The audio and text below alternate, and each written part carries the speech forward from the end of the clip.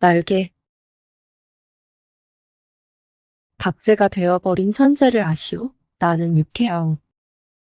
이런 때 연애까지가 유쾌하오. 육신이 흐느적흐느적하도록 피로했을 때만 정신이 은하처럼 맙소. 니코틴이 내 햇배 않는 뱃속으로 스미면 머릿속에 의뢰 백지가 준비되는 법이오. 그 위에다 나는 위트와 파라독스를 바둑 포석처럼 늘어놓소.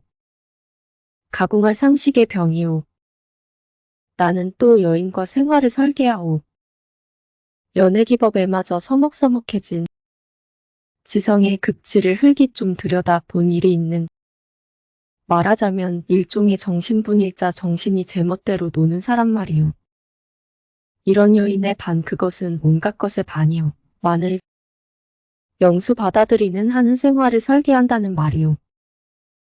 그런 생활 속에 한 발만 들여놓고 흡사 두 개의 태양처럼 마주 쳐다보면서 낄낄거리는 것이오.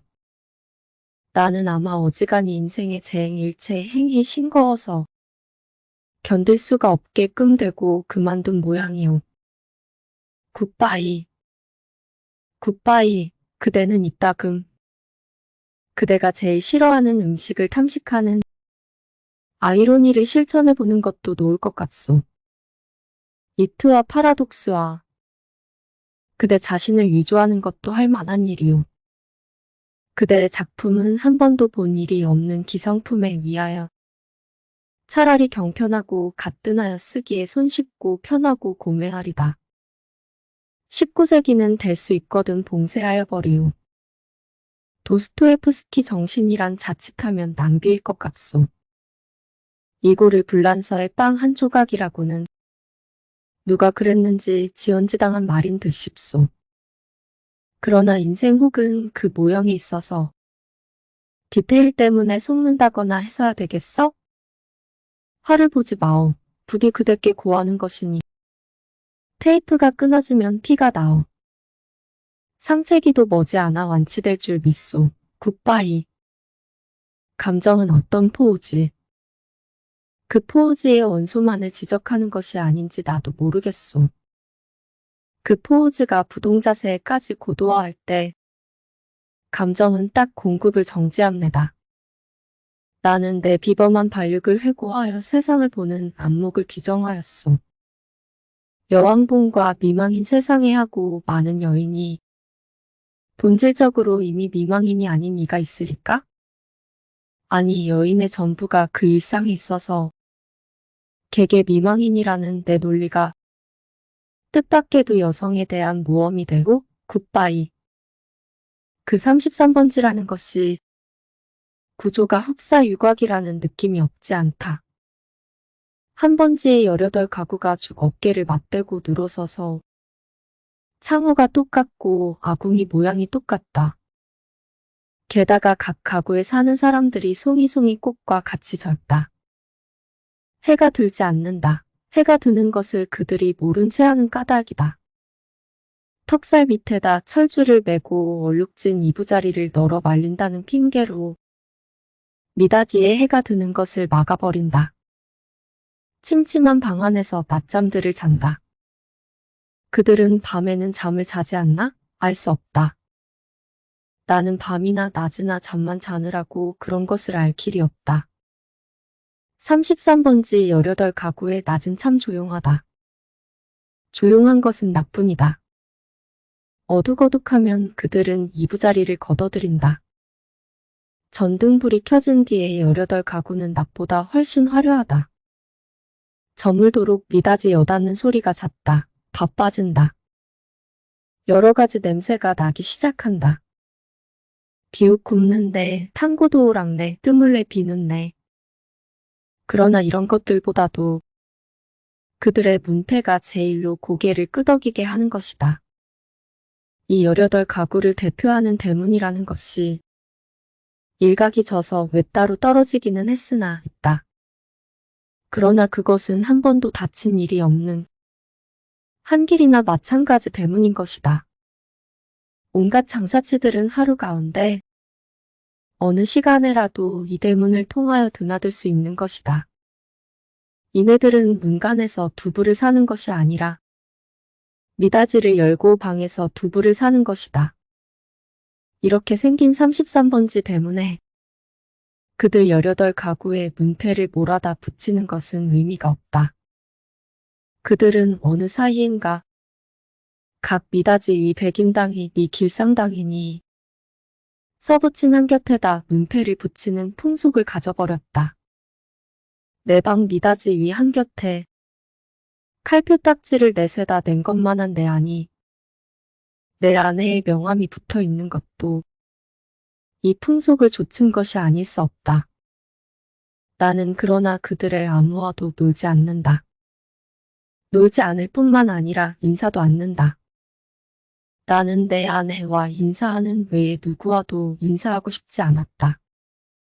내 아내 외에 다른 사람과 인사를 하거나 놀거나 하는 것은 내 아내 낯을 보아 좋지 않은 일인 것만 같이 생각이 되었기 때문이다. 나는 이만큼까지 내 아내를 소중히 생각한 것이다. 내가 이렇게까지 내 아내를 소중히 생각한 까닭은 이 33번지 18가구 속에서 내 아내가 내 아내의 명함처럼 제일 작고 제일 아름다운 것을 안 까닭이다. 18가구의 각기 빌어들은 송이송이 꽃들 가운데서도 내 아내가 특히 아름다운 한 떨기의 꽃으로 이 함석지붕 밑볕 안 드는 지역에서 어디까지든지 찬란하였다. 따라서 그런 한 떨기 꽃을 지키고 하니 그 꽃에 매어 달려 사는 나라는 존재가 도무지 형언할 수 없는 거북살스러운 존재가 아닐 수 없었던 것은 물론이다. 나는 어디까지든지 내 방이 집이 아니다. 집은 없다. 마음에 들었다. 방 안의 기운은 내 체온을 위하여 쾌적하였고 방 안의 침침한 정도가 또한 내 알력을 위하여 쾌적하였다. 나는 내 방 이상의 서늘한 방도 또 따뜻한 방도 희망하지 않았다. 이 이상으로 밝거나 이 이상으로 아늑한 방은 원하지 않았다. 내 방은 나 하나를 위하여 요만한 정도를 꾸준히 지키는 것 같아 늘 내 방에 감사하였고 나는 또 이런 방을 위하여 이 세상에 태어난 것만 같아서 즐거웠다. 그러나 이것은 행복이라든가 불행이라든가 하는 것을 계산하는 것은 아니었다. 말하자면 나는 내가 행복되다고도 생각할 필요가 없었고 그렇다고 불행하다고도 생각할 필요가 없었다. 그냥 그날을 그저 까닭없이 펀둥펀둥 게으르고만 있으면 만사는 그만이었던 것이다. 내 몸과 마음의 옷처럼 잘 맞는 방 속에서 뒹굴면서 축 처져 있는 것은 행복이니 불행이니 하는 그런 세속적인 계산을 떠난 가장 편리하고 안일한 말하자면 절대적인 상태인 것이다. 나는 이런 상태가 좋았다. 이 절대적인 내 방은 대문간에서 세워서 똑 7째 칸이다. 넣기 세분의 뜻이 없지 않다. 나는 이 7이라는 숫자를 훈장처럼 사랑하였다. 이런 이 방이 가운데 장지로 말미암아 두 칸으로 나뉘어 있었다는 그것이 내 운명의 상징이었던 것을 누가 알라? 아랫방은 그래도 해가 든다. 아침결에 책보만 한 해가 들었다가 오후에 손수건만 해지면서 나가버린다. 해가 영영 들지 않는 이 방이 즉 내 방인 것은 말할 것도 없다. 이렇게 볕 드는 방이 아내 방이유, 볕 안 드는 방이 내 방이유 하고 아내와 나 둘 중에 누가 정했는지 나는 기억하지 못한다. 그러나 나에게는 불평이 없다. 아내가 외출만 하면 나는 얼른 아랫방으로 와서 그 동쪽으로 난 들창을 열어놓고 열어놓으면 들이비치는 햇살이 아내의 화장대를 비춰 가지각색 병들이 아롱이 지면서 찬란하게 빛나고 이렇게 빛나는 것을 보는 것은 다시 없는 내 오락이다. 나는 조그만 돋보기를 꺼내가지고 아내만이 사용하는 지리가미를 꺼내가지고 그을려가면서 불장난을 하고 논다.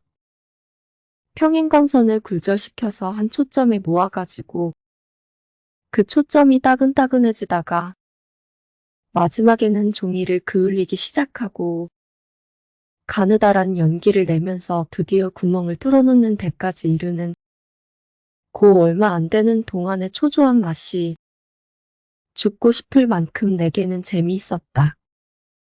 이 장난이 실증이 나면 나는 또 아내의 손잡이 거울을 가지고 여러 가지로 논다. 거울이란 제 얼굴을 비칠 때만 실용품이다. 그 외의 경우에는 도무지 장난감인 것이다. 이 장난도 곧 실증이 난다. 나의 유의심은 육체적인 데서 정신적인 데로 비약한다. 나는 거울을 내던지고 아내의 화장대 앞으로 가까이 가서 나란히 들어 놓인 그 가지각색의 화장품 병들을 들여다본다. 그것들은 세상의 무엇보다도 매력적이다. 나는 그 중에 하나만을 골라서 가만히 마개를 빼고 병구멍을 내 코에 가져다 대고 숨죽이듯이 가벼운 호흡을 하여본다. 이국적인 센슈얼한 향기가 폐로 스며들면 나는 저절로 스르르 감기는 내 눈을 느낀다. 확실히 아내의 채취의 파편이다. 나는 도로 병마개를 막고 생각해본다. 아내의 어느 부분에서 유 냄새가 났던가를. 그러나 그것은 분명하지 않다. 왜? 아내의 채취는 여기 들어서는 가지각색 향기의 합계일 것이니까. 아내의 방은 늘 화려하였다. 내 방이 벽에 못한 게 꽂히지 않은 소박한 것인 반대로 아내 방에는 천장 밑으로 쫙 돌려 못이 박히고 문마다 화려한 아내의 치마와 저고리가 걸렸다. 여러 가지 무늬가 보기 좋다. 나는 그 여러 조각의 치마에서 늘 아내의 동체와 그 동체가 될 수 있는 여러 가지 포즈를 연상하고 연상하면서 내 마음은 늘 점잖지 못하다. 그렇건만 나에게는 옷이 없었다. 아내는 내게 옷을 주지 않았다. 입고 있는 골덴 양복 한 벌이 내 자리옷이었고 통상복과 나들이 옷을 겸한 것이었다. 그리고 하인에게 스웨터가 한 조각 사철을 통한 내내이다. 그것들은 하나같이 다 빛이 검다. 그것은 내 짐작 같아서는 즉 빨래를 댈 수 있는 데까지 하지 않아도 보기 싫지 않게 하기 위한 것이 아닌가 한다. 나는 허리와 두 가랑이 세 군데 다 고무밴드가 끼어있는 부드러운 사루 마다를 입고 그리고 아무 소리 없이 잘 놀았다. 어느덧 손수건만해졌던 볕이 나갔는데 아내는 외출해서 돌아오지 않는다. 나는 유만 일해도 좀 피곤하였고 또 아내가 돌아오기 전에 내 방으로 가 있어야 될 것을 생각하고 그만 내 방으로 건너간다. 내 방은 침침하다. 나는 이불을 뒤집어 쓰고 낮잠을 잔다. 한 번도 거둔 일이 없는 내 이부자리는 내 몸뚱이의 일부분처럼 내게는 참 반갑다. 잠은 잘 오는 적도 있다. 그러나 또 전신이 까칫까칫하면서 영 잠이 오지 않는 적도 있다. 그런 때는 아무 제목으로나 제목을 하나 골라서 연구하였다. 나는 내 좀 축축한 이불 속에서 참 여러 가지 발명도 하였고 논문도 많이 썼다. 시도 많이 지었다. 그러나 그것들은 내가 잠이 드는 것과 동시에 내 방에 담겨서 철철 넘치는 그 흐느흐느한 공기에 다 비누처럼 풀어져서 온데간데 웃고 한잠 자고 깨인 나는 속이 무명한 껍이나 메밀 껍질로 띵띵 찬 한 덩어리 베개와도 같은 한 벌 신경이었을 뿐이고 하였다. 그러기에 나는 빈대가 무엇보다도 싫었다. 그러나 내 방에서는 겨울에도 몇 마리의 빈대가 끊이지 않고 나왔다. 내게 근심이 있었다면 오직 이 빈대를 미워하는 근심일 것이다. 나는 빈대에게 물려서 가려운 자리를 피가 나도록 긁었다. 쓰라리다. 그것은 그윽한 쾌감에 틀림없었다. 나는 혼곤히 잠이 든다. 나는 그러나 그런 이불 속의 사색 생활에서도 적극적인 것을 궁리하는 법이 없다. 내게는 그럴 필요가 대체 없었다. 만일 내가 그런 좀 적극적인 것을 궁리해내었을 경우에 나는 반드시 내 아내와 의논하여야 할 것이고, 그러면 반드시 나는 아내에게 꾸지람을 들을 것이고, 나는 꾸지람이 무서웠다느니 보다는 성가셨다. 내가 제법 한 사람의 사회인의 자격으로 일을 해보는 것도, 아내에게 사설 듣는 것도 나는 가장 게으른 동물처럼 게으른 것이 좋았다. 될 수만 있으면 이 무의미한 인간의 탈을 벗어 버리고도 싶었다. 나에게는 인간 사회가 스스러웠다. 생활이 스스러웠다. 모두가 서먹서먹할 뿐이었다. 아내는 하루에 2번 세수를 한다. 나는 하루 1번도 세수를 하지 않는다. 나는 밤중 3시나 4시쯤 해서 변소에 갔다. 달이 밝은 밤에는 한참씩 마당에 우두커니 섰다가 들어오곤 한다. 그러니까 나는 이 18 가구의 아무와도 얼굴이 마주치는 일이 거의 없다. 그러면서도 나는 이 18 가구의 젊은 여인네 얼굴들을 거반 다 기억하고 있었다. 그들은 하나같이 내 아내만 못하였다. 11시쯤 해서 하는 아내의 첫 번 세수는 좀 간단하다. 그러나 저녁 7시쯤 해서 하는 2번째 세수는 손이 많이 간다. 아내는 낮에보다도 밤에 더 좋고 깨끗한 옷을 입는다. 그리고 낮에도 외출하고 밤에도 외출하였다. 아내에게 직업이 있었던가? 나는 아내의 직업이 무엇인지 알 수 없다. 만일 아내에게 직업이 없었다면 같이 직업이 없는 나처럼 외출할 필요가 생기지 않을 것인데 아내는 외출한다. 외출할 뿐만 아니라 내객이 많다. 아내에게 내객이 많은 날은 나는 온종일 내 방에서 이불을 쓰고 누워 있어야만 된다. 불장난도 못한다. 화장품 냄새도 못 맡는다. 그런 날은 나는 의식적으로 우울해하였다. 그러면 아내는 나에게 돈을 준다. 50전짜리 은하다. 나는 그것이 좋았다. 그러나 그것을 무엇에 써야 옳을지 몰라서 늘 머리맡에 던져두고 한 것이 어느 결에 모여서 꽤 많아졌다. 어느 날 이것을 본 아내는 금고처럼 생긴 벙어리를 사다 준다. 나는 한 푼씩 그 속에 넣고 열쇠는 아내가 가져갔다. 그 후에도 나는 더러운 은하를 그 벙어리에 넣은 것을 기억한다. 그리고 나는 게을렀다. 얼마 후 아내의 머리 쪽에 보지 못하던 눈깔잠이 하나 여드름처럼 돋았던 것은 바로 그 금고형 벙어리의 무게가 가벼워졌다는 증거일까. 그러나 나는 드디어 머리맡에 놓았던 그 벙어리에 손을 대지 않고 말았다. 내 게으름은 그런 것에 내 주의를 환기시키기도 싫었다. 아내에게 내객이 있는 날은 이불 속으로 암만 깊이 들어가도 비 오는 날만큼 잠이 잘 오지 않았다. 나는 그런 때에 나에게 왜 늘 돈이 있나, 왜 돈이 많은가를 연구했다. 내객들은 장지 저쪽에 내가 있는 것을 모르나 보다. 내 아내와 나도 좀 하기 어려운 농을 아주 서슴지 않고 쉽게 던지는 것이다. 그러나 내 아내를 찾은 서너 사람의 내객들은 늘 비교적 점잖았다고 볼 수 있는 것이 자정이 좀 지나면 을의 도라들 같다. 그들 가운데에는 퍽교양이 얕은 자도 있는 듯 싶었는데 그런 자는 보통 음식을 사다 먹고 논다. 그래서 보충을 하고 대체로 무사하였다. 나는 우선 아내의 직업이 무엇인가를 연구하기에 착수하였으나 좁은 시야와 부족한 지식으로는 이것을 알아내기 힘이 든다. 나는 끝끝내 내 아내의 직업이 무엇인가를 모르고 말려나 보다. 아내는 늘 진솔버섯만 신었다. 아내는 밥도 지었다. 아내가 밥을 짓는 것을 나는 한 번도 구경한 일은 없으나 언제든지 끼니 때면 내 방으로 내 조석밥을 날라다 주는 것이다. 우리 집에는 나와 내 아내 외에 다른 사람은 아무도 없다.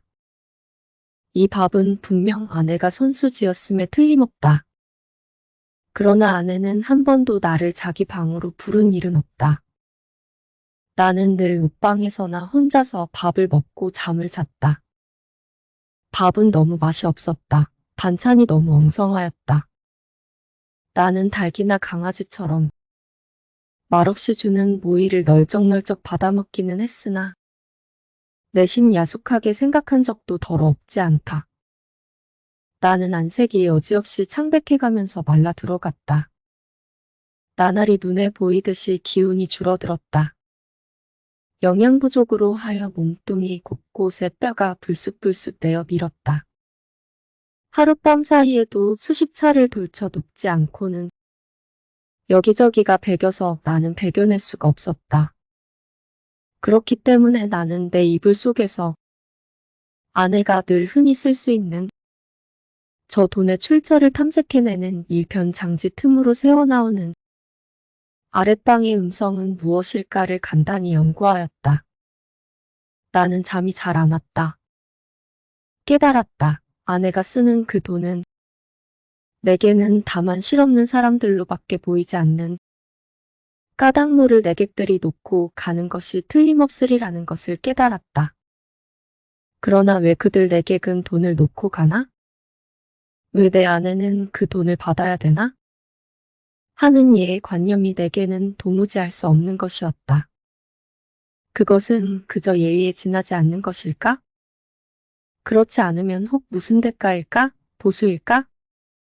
내 아내가 그들의 눈에는 동정을 받아야만 할 한 가엾은 인물로 보였던가? 이런 것들을 생각하노라면 으레 내 머리는 그냥 혼란하여 버리고 하였다. 잠들기 전에 획득했다는 결론이 오직 불쾌하다는 것뿐이었으면서도 나는 그런 것을 아내에게 물어보거나 한 일이 참 한 번도 없다. 그것은 대체 귀찮기도 하려니와 한잠 자고 일어나는 나는 사뭇 딴 사람처럼 이것도 저것도 다 깨끗이 잊어버리고 그만두는 까닭이다. 내객들이 돌아가고 혹 외출해서 돌아오고 하면 아내는 간편한 것으로 옷을 바꾸어 입고 내 방으로 나를 찾아온다. 그리고 이불을 들치고 내 귀에는 영생동생동한 몇 마디 말로 나를 위로하려 든다. 나는 조소도 고소도 홍소도 아닌 웃음을 얼굴에 띠고 아내의 아름다운 얼굴을 쳐다본다. 아내는 방글에 웃는다. 그러나 그 얼굴에 떠도는 일말의 애수를 나는 놓치지 않는다. 아내는 능히 내가 배고파하는 것을 눈치챌 것이다. 그러나 아랫방에서 먹고 남은 음식을 나에게 주려 들지는 않는다. 그것은 어디까지든지 나를 존경하는 마음일 것임에 틀림없다. 나는 배가 고프면서도 저기 마음이 든든한 것을 좋아했다. 아내가 무엇이라고 짓거리고 갔는지 기에 남아있을 리가 없다. 다만 내 머리맡에 아내가 놓고 간 은하가 전등불에 흐릿하게 빛나고 있을 뿐이다. 고 금고형 벙어리 속의 은하가 얼마만큼이나 모였을까? 나는 그러나 그것을 쳐들어보지 않았다. 그저 아무런 위욕도 기원도 없이 그 단추구멍처럼 생긴 틈바구니로 은하를 떨어뜨려 둘 뿐이었다. 왜 아내의 내객들이 아내에게 돈을 놓고 가나 하는 것이 풀 수 없는 의문인 것 같이 왜 아내는 나에게 돈을 놓고 가나 하는 것도 역시 나에게는 똑같이 풀 수 없는 의문이었다.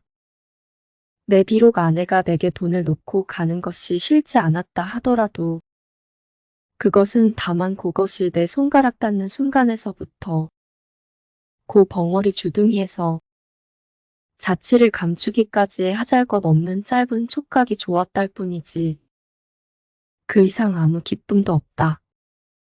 어느 날 나는 그 벙어리를 변소에 갖다 넣어버렸다. 그때 벙어리 속에는 몇 푼이나 되는지 모르겠으나 그 은하들이 꽤 들어있었다. 나는 내가 지구 위에 살며 내가 이렇게 살고 있는 지구가 질풍실내의 속력으로 광대무변의 공간을 달리고 있다는 것을 생각했을 때 참 허망하였다. 나는 이렇게 부지런한 지구 위에서는 현기증도 날 것 같고 해서 한시바삐 내려버리고 싶었다. 이불 속에서 이런 생각을 하고 난 뒤에는 나는 고 운하를 고 벙어리에 넣고 하는 것조차 귀찮아졌다.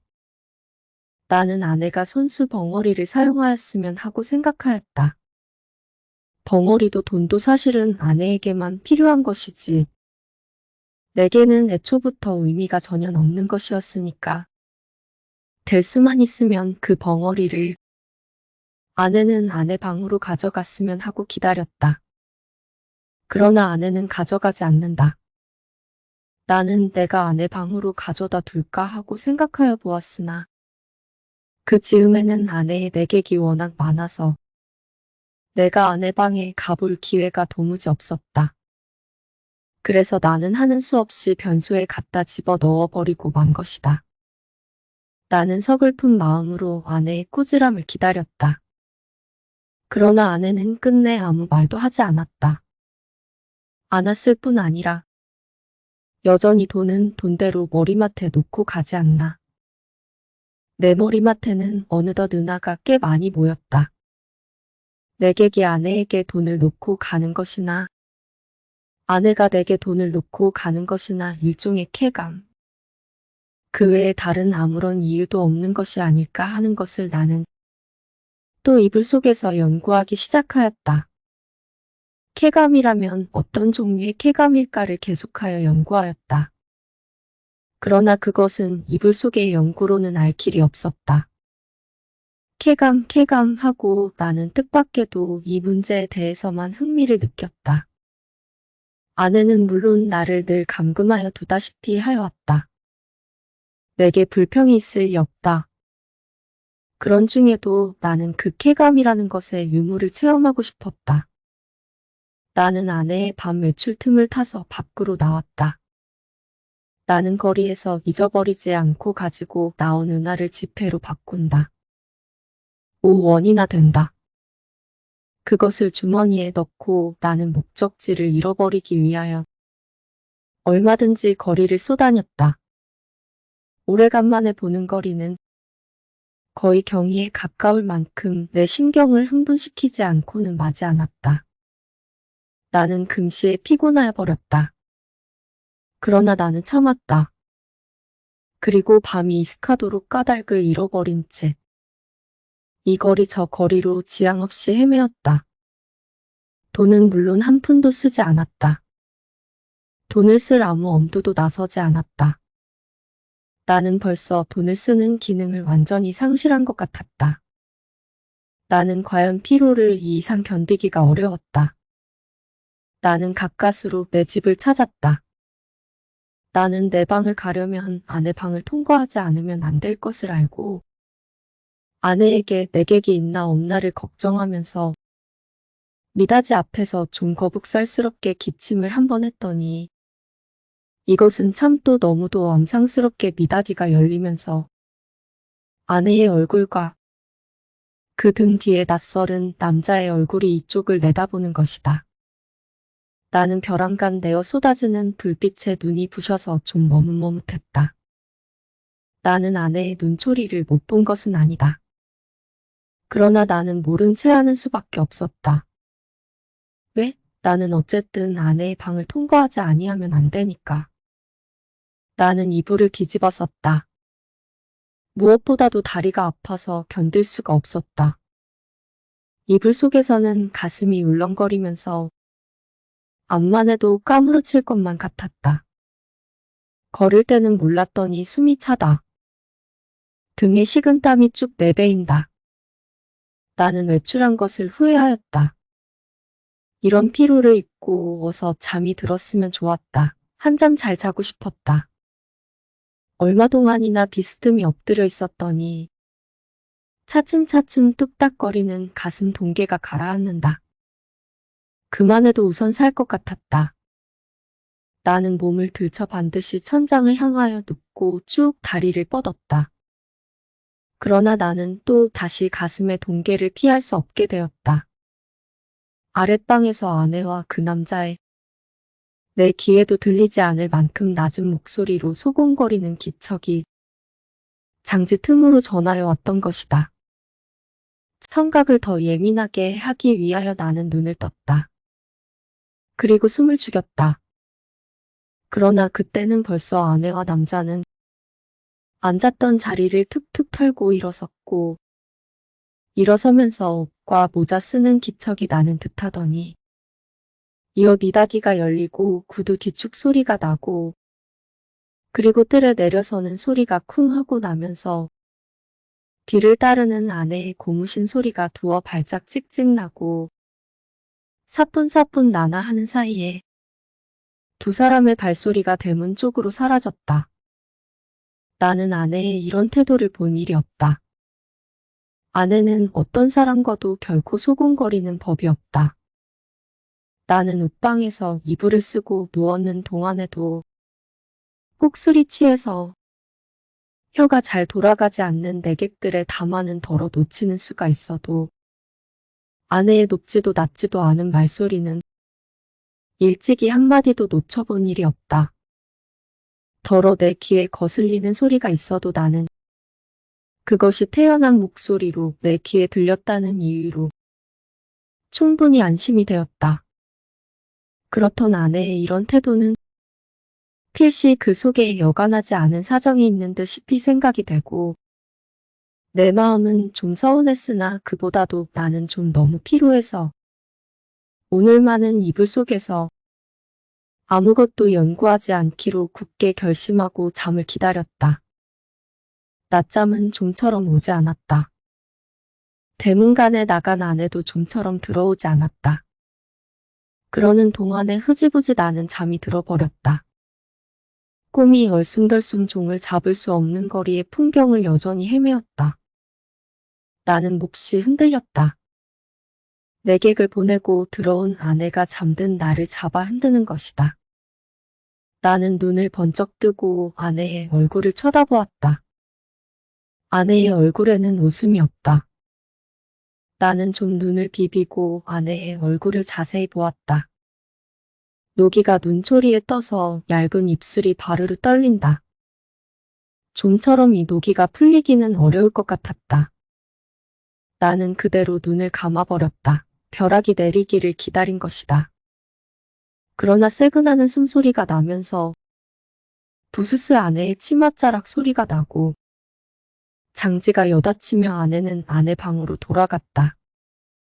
나는 다시 몸을 돌쳐 이불을 뒤집어 쓰고는 개구리처럼 엎드리고 엎드려서 배가 고픈 가운데도 오늘 밤의 외출을 또 한 번 후회하였다. 나는 이불 속에서 아내에게 사죄하였다. 그것은 내 오해라고. 나는 사실 밤이 퍼그나 이슥한 줄만 알았던 것이다. 그것이 내 말 맞다나 자정전인지는 정말이지 꿈에도 몰랐다. 나는 너무 피곤하였다. 오래간만에 나는 너무 많이 걸은 것이 잘못이다. 내 잘못이라면 잘못은 그것밖에 없다. 외출은 왜 하였더냐고? 나는 그 머리맡에 저절로 모인 5원 돈을 아무에게라도 좋으니 주어보고 싶었던 것이다. 그뿐이다. 그러나 그것도 내 잘못이라면 나는 그렇게 알겠다. 나는 후회하고 있지 않나? 내가 그 5원 돈을 써버릴 수가 있었던들 나는 자정안에 집에 돌아올 수 없었을 것이다. 그러나 거리는 너무 복잡하였고 사람은 너무도 들끓었다. 나는 어느 사람을 붙들고 그 5원 돈을 내어 주어야 할지 갈피를 잡을 수가 없었다. 그러는 동안에 나는 여지없이 피곤해 버리고 말았던 것이다. 나는 무엇보다도 좀 쉬고 싶었다. 눕고 싶었다. 그래서 나는 하는 수 없이 집으로 돌아온 것이다. 내 짐작 같아서는 밤이 어지간히 늦은 줄만 알았는데 그것이 불행히도 자정 전이었다는 것은 참 안 된 일이다. 미안한 일이다. 나는 얼마든지 사죄하여도 좋다. 그러나 종시 아내의 오해를 풀지 못하였다 하면 내가 이렇게까지 사죄하는 보람은 그럼 어디 있나? 한심하였다. 1시간 동안을 나는 이렇게 초조하게 굴지 않으면 안 되었다. 나는 이불을 획젖혀버리고 일어나서 장지를 열고 아내 방으로 비칠비칠 달려갔던 것이다. 내게는 거의 의식이라는 것이 없었다. 나는 아내 이불 위에 엎드러지면서 바지 포켓 속에서 그 돈 5원을 꺼내 아내 손에 쥐어준 것을 간신히 기억할 뿐이다. 이튿날 잠이 깨었을 때 나는 내 아내 방 안에 이불 속에 있었다. 이것이 이 33번지에서 살기 시작한 이래 내가 아내 방에서 잠 맨 처음이었다. 해가 들창이 훨씬 높았는데 아내는 이미 외출하고 벌써 내 곁에 있지는 않다. 아니, 아내는 어쩌면 내가 의식을 잃은 동안에 외출한 것인지도 모른다. 그러나 나는 그런 것을 조사하고 싶지 않았다. 다만 전신이 찌뿌드드한 것이 손가락 하나 꼼짝할 힘조차 없었다. 책보보다 좀 작은 면적의 볕이 눈이 부시다. 그 속에서 수없이 먼지가 흡사 미생물처럼 난무한다. 코가 콱 막히는 것 같다. 나는 다시 눈을 감고 이불을 푹 뒤집어 쓰고 낮잠을 자기에 착수하였다. 그러나 코를 스치는 아내의 채취는 꽤 도발적이었다.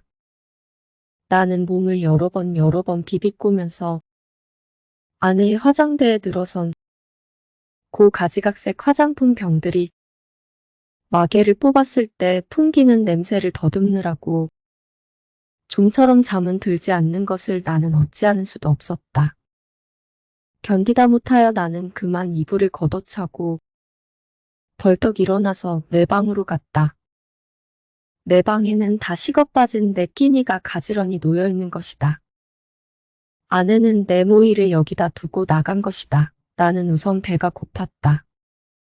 한 숟갈을 입에 떠 넣었을 때 그 촉감은 참 너무도 냉해와 같이 서늘하였다. 나는 숟갈을 놓고 내 이불 속으로 들어갔다. 하룻밤을 비웠던 내 이부자리는 여전히 반갑게 나를 맞아준다. 나는 내 이불을 뒤집어 쓰고 이번에는 참 늘어지게 한잠 잤다. 잘묘. 내가 잠을 깬 것은 전등이 켜진 뒤다. 그러나 아내는 아직도 돌아오지 않았나 보다.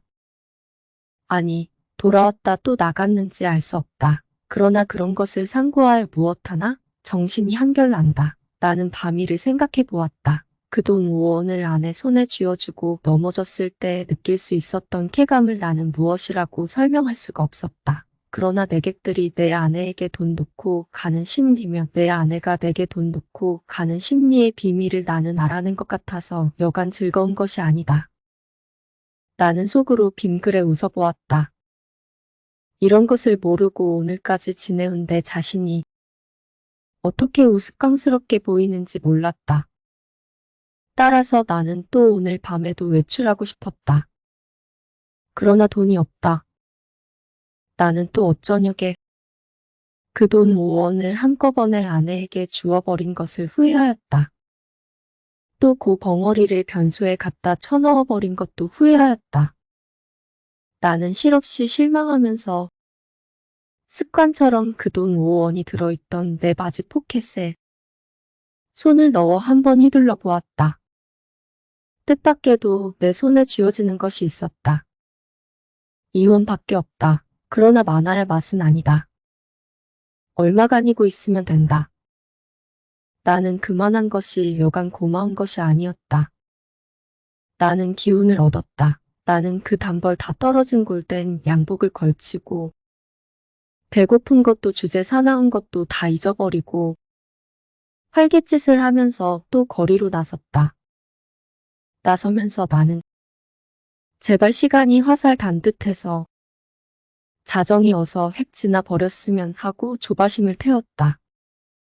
아내에게 돈을 주고 아내 방에서 자보는 것은 어디까지든지 좋았지만 만일 잘못해서 자정 전에 집에 들어갔다가 아내의 눈총을 맞는 것은 그것은 여간 무서운 일이 아니었다. 나는 저물도록 길가 시계를 들여다보고 하면서 또 지양 없이 거리를 방황하였다. 그러나 이날은 좀처럼 피곤하지는 않았다. 다만 시간이 좀 너무 더디게 가는 것만 같아서 안타까웠다. 경성역 시계가 확실히 자정을 지난 것을 본 뒤에 나는 집을 향하였다. 그날은 그 일각 대문에서 아내와 아내의 남자가 이야기하고 섰는 것을 만났다.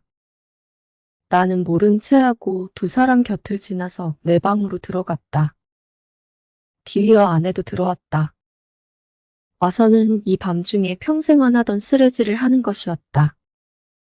조금 있다가 아내가 눕는 기척을 엿보자마자 나는 또 장지를 열고 아내 방으로 가서 그 돈 2원을 아내 손에 덥석 쥐어주고 그리고 하여간 그 2원을 오늘 밤에도 쓰지 않고 도로 가져온 것이 참 이상하다는 듯이 아내는 내 얼굴을 몇 번이고 엿보고 아내는 드디어 아무 말도 없이 나를 자기 방에 재워주었다.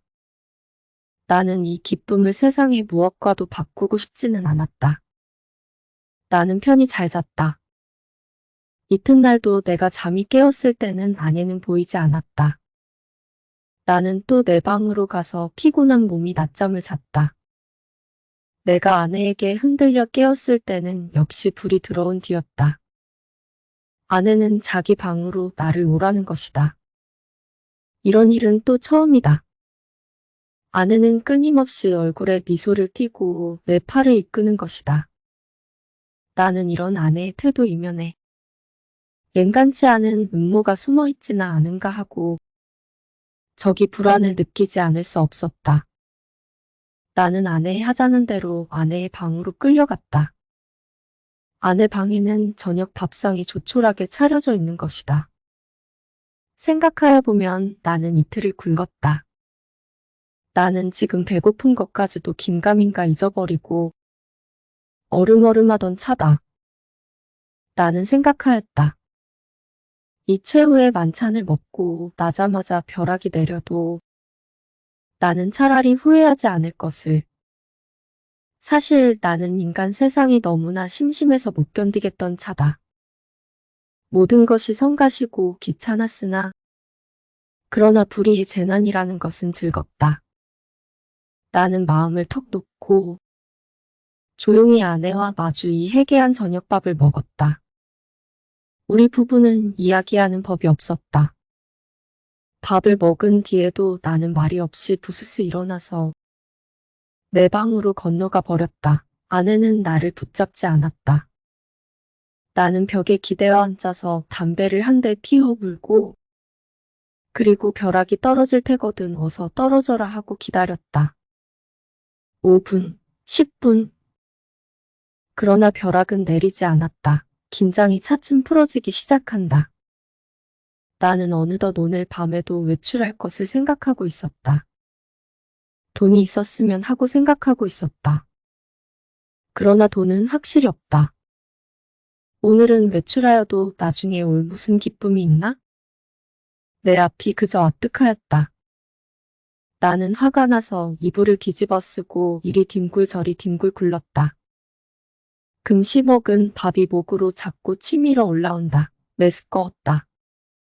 하늘에서 얼마라도 좋으니 왜 지폐가 소낙비처럼 퍼붓지 않나?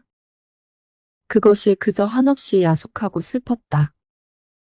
나는 이렇게 밖에 돈을 구하는 아무런 방법도 알지는 못했다. 나는 이불 속에서 좀 울었나 보다. 왜 없느냐면서. 그랬더니 아내가 또 내 방에를 왔다. 나는 깜짝 놀라 아마 이제서야 벼락이 내리려나 보다 하고 숨을 죽이고 두꺼비 모양으로 엎드려 있었다. 그러나 떨어진 입을 새어나오는 아내의 말소리는 참 부드러웠다. 정다웠다. 아내는 내가 왜 우는지를 안다는 것이다. 돈이 없어서 그러는 게 아니란다. 나는 실없이 깜짝 놀랐다. 어떻게 사람의 속을 환하게 들여다보는고 해서 나는 한편으로 슬그머니 겁도 안 나는 것은 아니었으나 저렇게 말하는 것을 보면 아마 내게 돈을 줄 생각이 있나 보다. 만일 그렇다면 오죽이나 좋은 일일까. 나는 이불 속에 뚫뚫 말린 채 고개도 들지 않고 아내의 다음 거동을 기다리고 있으니까 액수하고 내 머리맡에 내려뜨리는 것은 그 가뿐한 음향으로 보아 지폐에 틀림없었다. 그리고 내 귀에다 대고 오늘이랑 어제보다도 늦게 돌아와도 좋다고 속삭이는 것이다. 그것은 어렵지 않다. 우선 그 돈이 무엇보다도 고맙고 반가웠다. 어쨌든 나섰다. 나는 좀 야맹증이다. 그래서 될 수 있는 대로 밝은 거리로 돌아다니기로 했다. 그리고는 경성역의 2등 대합실 한겨 티룸메를 들렀다. 그것은 내게는 큰 발견이었다. 거기는 우선 아무도 아는 사람이 안 온다. 설사 왔다가도 곧 돌아가니까 좋다. 나는 날마다 여기 와서 시간을 보내리라 속으로 생각하여 두었다. 제2여기 시계가 어느 시계보다도 정확하리라는 것이 좋았다. 섣불리 서투른 시계를 보고 그것을 믿고 시간 전에 집에 돌아갔다가 큰 코를 다쳐서는 안 된다. 나는 한복수에 아무것도 없는 것과 마주 앉아서 잘 끓은 커피를 마셨다. 총총한 가운데 여객들은 그래도 한 잔 커피가 즐거운가 보다. 얼른 마시고 무얼 좀 생각하는 것 같이 담벼락도 좀 쳐다보고 하다가 곧 나가버린다. 서글프다. 그러나 내게는 이 서글픈 분위기가 거리의 티이로움들의 그 거추장스러운 분위기보다는 절실하고 마음에 들었다. 이따금 들리는 날카로운 혹은 우렁찬 기적 소리가 모차르트보다도 더 가깝다. 나는 메뉴에 적힌 몇 가지 안 되는 음식 이름을 치익고 내리읽고 여러 번 읽었다. 그것들은 아물아물하는 것이 어딘가 내 어렸을 때 동무들 이름과 비슷한 데가 있었다. 거기서 얼마나 내가 오래 앉았는지 정신이 오락가락하는 중에 객이 슬며시 뜸해지면서 이 구석 저 구석 걷어치우기 시작하는 것을 보면 아마 닫는 시간이 된 모양이다. 11시가 좀 지났구나. 여기도 결코 내 안주의 곳은 아니구나. 어디 가서 자정을 넘길까? 두루 걱정을 하면서 나는 밖으로 나섰다. 비가 온다. 빗발이 제법 굵은 것이 우비도 우산도 없는 나를 고생을 시킬 작정이다. 그렇다고 이런 개이한 풍모를 차리고 이 홀에서 어물어물하는 수도 없고 예의 비를 맞으면 맞았지 하고 그냥 나서 버렸다. 대단히 선선해서 견딜 수가 없다. 골덴 옷이 젖기 시작하더니 나중에는 속속들이 스며들면서 추근거린다. 비를 맞아 가면서라도 견딜 수 있는 데까지 거리를 돌아다녀서 시간을 보내려 하였으나 인제는 선선해서 이 이상은 더 견딜 수가 없다. 오한이 자꾸 일어나면서 이가 딱딱 맞부딪는다. 나는 걸음을 늦추면서 생각하였다. 오늘 같은 굳은 날도 아내에게 내객이 있으려고? 없겠지. 하는 생각이 드는 것이다. 집으로 가야겠다. 아내에게 불행히 내객이 있거든. 내 사정을 하리라.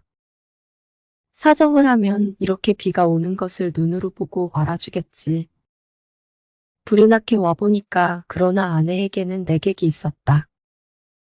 나는 너무 춥고 척척해서 얼떨김에 노크하는 것을 잊었다. 그래서 나는 보면 아내가 덜 좋아할 것을 그만 보았다. 나는 간발자국 같은 발자국을 내면서 덤벙덤벙 아내 방을 디디고 내 방으로 가서 쭉 빠진 옷을 활활 벗어버리고 이불을 뒤썼다. 덜덜덜덜 떨린다. 오한이 점점 더 심해 들어온다. 전 땅이 꺼져 들어가는 것만 같았다. 나는 그만 의식을 잃어버리고 말았다. 이튿날 내가 눈을 떴을 때 아내는 내 머리맡에 앉아서 제법 근심스러운 얼굴이다.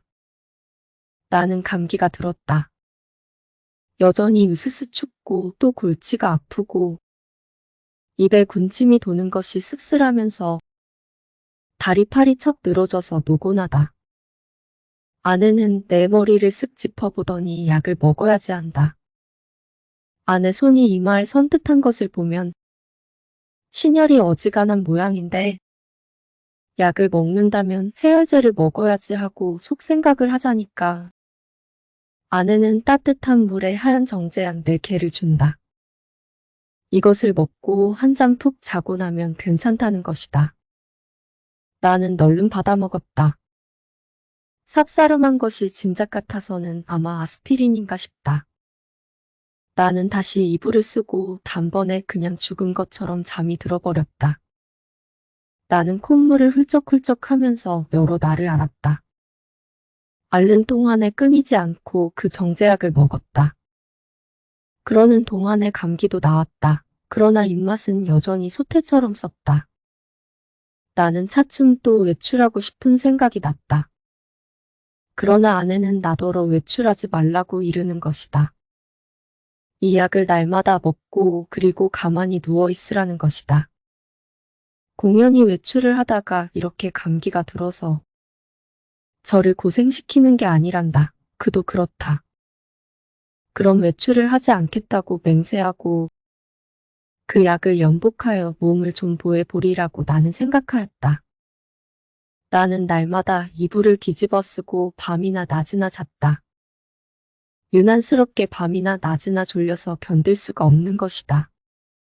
나는 이렇게 잠이 자꾸만 오는 것은 내가 몸이 훨씬 튼튼해진 증거라고 굳게 믿었다. 나는 아마 한 달이나 이렇게 지냈나 보다. 내 머리와 수염이 좀 너무 자라서 꿋꿋해서 견딜 수가 없어서 내 거울을 좀 보리라고 아내가 외출한 틈을 타서 나는 아내 방으로 가서 아내의 화장대 앞에 앉아보았다. 상당하다. 수염과 머리가 참 상당하였다. 오늘은 이발을 좀 하리라고 생각하고 겸사겸사 고 화장품 병들 마개를 뽑고 이것저것 맡아보았다.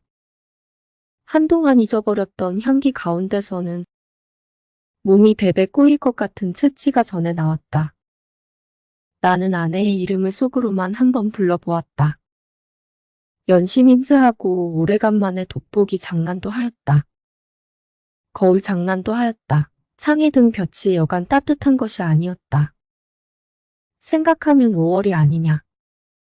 나는 커다랗게 기지개를 한번 켜보고 아내 베개를 내려베고 벌떡 자빠져서는 이렇게도 편안하고 즐거운 세월을 하느님께 흠씬 자랑하여 주고 싶었다. 나는 참 세상에 아무것과도 교섭을 가지지 않는다. 하느님도 아마 나를 칭찬할 수도 처벌할 수도 없는 것 같다. 그러나 다음 순간 실로 세상에도 이상스러운 것이 눈에 띄었다. 그것은 최면약 아달린갑이었다.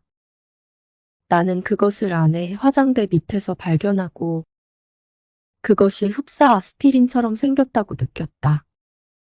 나는 그것을 열어보았다. 꼭 4개가 비었다.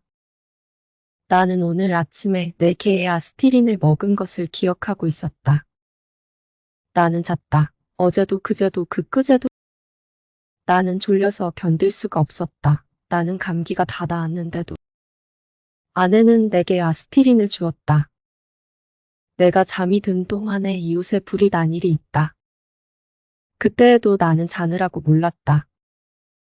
이렇게 나는 잤다. 나는 아스피린으로 알고 그럼 한 달 동안을 두고 아달린을 먹어온 것이다. 이것은 좀 너무 심하다. 벼랑간 납득하더니 하마터면 나는 까무러칠 뻔하였다.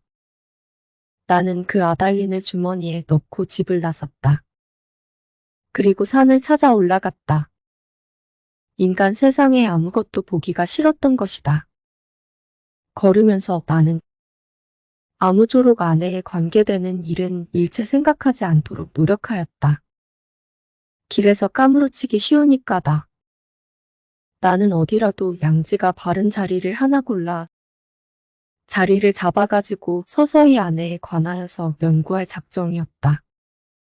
나는 길가의 돌장판, 구경도 못한 징개나리꽃, 종달새, 돌멩이도 새끼를 까는 이야기 이런 것만 생각하였다. 다행히 길가에서 나는 졸도하지 않았다. 거기는 벤치가 있었다. 나는 거기 정자하고 그리고 그 아스피린과 아달린에 관하여 연구하였다. 그러나 머리가 도무지 혼란하여 생각이 체계를 이루지 않는다. 단 5분이 못 가서 나는 그만 귀찮은 생각이 번쩍 들면서 심술이 났다. 나는 주머니에서 가지고 온 아달린을 꺼내 남은 6개를 한꺼번에 질겅질겅 씹어 먹어버렸다. 맛이 익살맞다. 그리고 나서 나는 그 벤치 위에 가로 기다랗게 누웠다. 무슨 생각으로 내가 그따위 짓을 했나 알 수가 없다. 그저 그러고 싶었다. 나는 깨서 그냥 깊이 잠이 들었다. 잠결에도 바위 틈으로 흐르는 물소리가 졸졸하고 언제까지나 귀에 어렴풋이 들려왔다. 내가 잠을 깨었을 때는 날이 환히 밝은 뒤다. 나는 거기서 일주야를 잔 것이다. 풍경이 그냥 노랗게 보인다. 그 속에서도 나는 번개처럼 아스피린과 아달린이 생각났다. 아스피린, 아달린, 아스피린, 아달린, 마르크, 말사스, 마도로스. 아스피린, 아달린. 아내는 한 달 동안 아달린을 아스피린이라고 속이고 내게 먹였다. 그것은 아내 방에서 이 아달린 갑이 발견된 것으로 미루어 증거가 너무나 확실하다. 무슨 목적으로 아내는 나를 밤이나 낮이나 재웠어야 됐나? 나를 밤이나 낮이나 재워놓고 그리고 아내는 내가 자는 동안에 무슨 짓을 했나? 나를 조금씩 조금씩 죽이려던 것일까? 그러나 또 생각하여 보면 내가 한 달을 두고 먹어온 것이 아스피린이었는지도 모른다.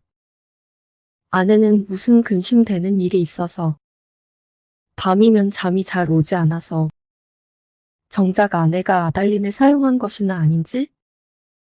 그렇다면 나는 참 미안하다. 나는 아내에게 이렇게 큰 의욕을 가졌다는 것이 참 안 됐다. 나는 그래서 불이 나게 거기서 내려왔다. 아랫도리가 해외되어 저이면서 어찔어찔한 것을 나는 겨우 집을 향하여 걸었다. 8시 가까이였다. 나는 내 잘못된 생각을 죄다 일러바치고 아내에게 사죄하려는 것이다. 나는 너무 급해서 그만 또 말을 잊어버렸다. 그랬더니 이건 참 큰일 났다. 나는 내 눈으로 절대로 보아서 안 될 것을 그만 딱 보아버리고 만 것이다. 나는 얼떨결에 그만 냉큼 미닫이를 닫고 그리고 현기증이 나는 것을 진정시키느라고 잠깐 고개를 숙이고 눈을 감고 기둥을 짚고 섰자니까 1초 여유도 없이 핵 미닫이가 다시 열리더니 매무새를 풀어헤친 아내가 불쑥 내밀면서 내 멱살을 잡는 것이다. 나는 그만 어지러워서 개가 나둥그러졌다. 그랬더니 아내는 넘어진 내 위에 덮치면서 내 살을 함부로 물어뜯는 것이다. 아파 죽겠다. 나는 사실 반항할 의사도 힘도 없어서 그냥 넙적 엎드려 있으면서 어떻게 되나 보고 있자니까. 뒤이어 남자가 나오는 것 같더니 아내를 한아름에 덥석 안아가지고 방으로 들어가는 것이다. 아내는 아무 말 없이 다소곳이 그렇게 안겨 들어가는 것이 내 눈에 여간 미운 것이 아니다. 밉다. 아내는 너 밤새워 가면서 도둑질하러 다니느냐? 계집질하러 다니느냐고 발악이다.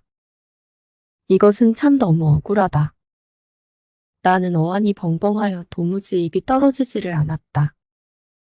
너는 그야말로 나를 살해하려던 것이 아니냐고 소리를 한번 꽥 질러보고도 싶었으나 그런 긴가민가한 소리를 섣불리 입 밖에 내었다가는 무슨 화를 불는지 알 수 없다.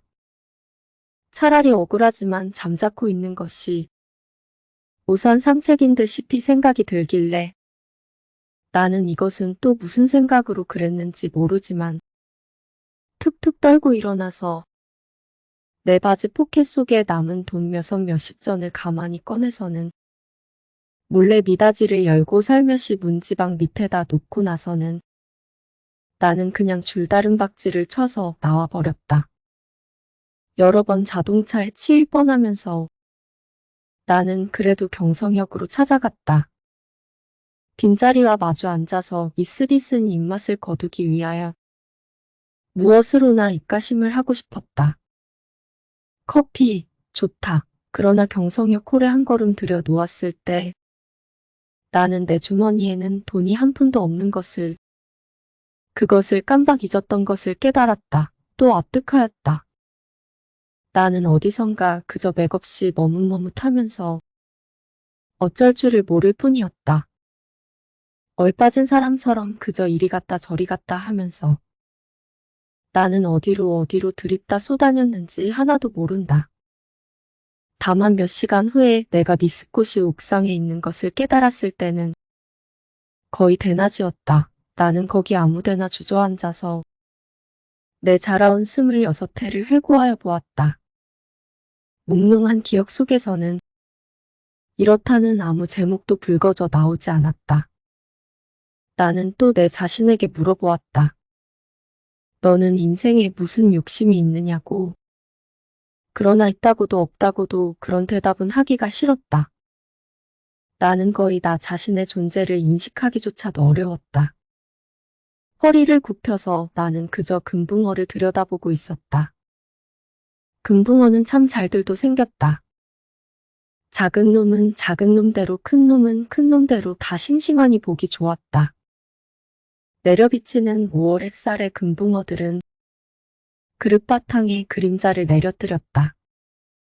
지느러미는 하늘 안에 손수건을 흔드는 흉내를 낸다.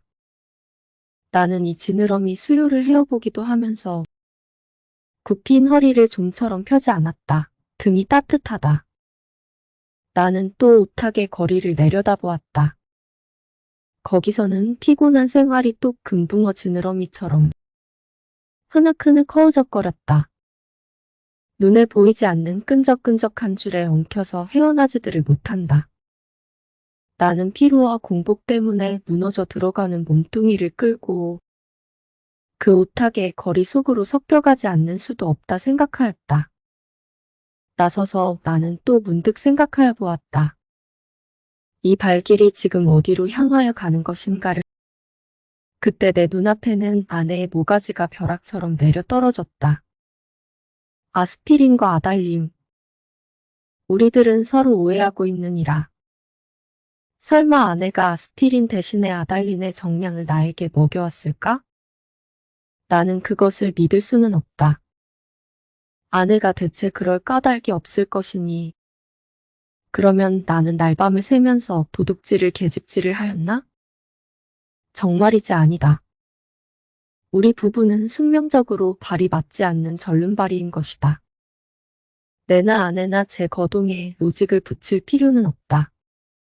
변해할 필요도 없다. 사실은 사실대로 오해는 오해대로 그저 끝없이 발을 절뚝거리면서 세상을 걸어가면 되는 것이다.